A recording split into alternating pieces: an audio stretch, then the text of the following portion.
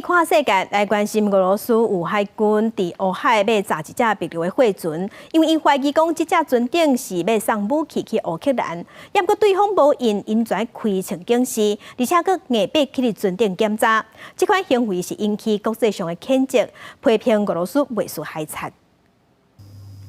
乌海的大小只货船伫海峡来来去去，俄罗斯海军的巡逻舰艇嘛伫海峡巡航。俄罗斯7月中宣布退出乌海国务协议，佮即期伫乌海要去乌克兰的货轮有可能会运输武器了后，13伫乌海向一只漂流一个货轮苏克拉奥坎号要求攀载时阵，因为对方无回应，军舰就开枪示警。这嘛是俄罗斯伫退出国务协议了后，头一届向乌克兰以外货轮开火。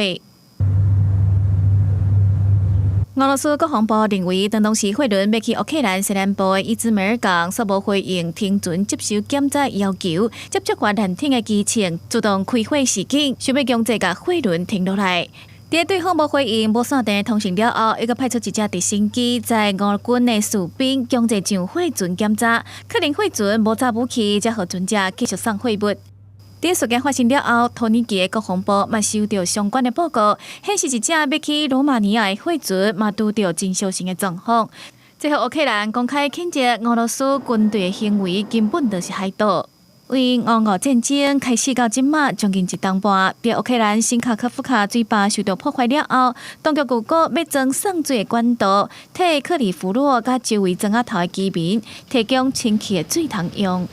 Десь на 23% вже прокладена труба. Ви бачили її, що вона майже вже прокладена до Інгульця і до водозабору. Зараз облаштовується насосна підстанція. І я думаю, що протягом 2 тижнів ми запустимо першу нитку і вже забезпечимо частково водою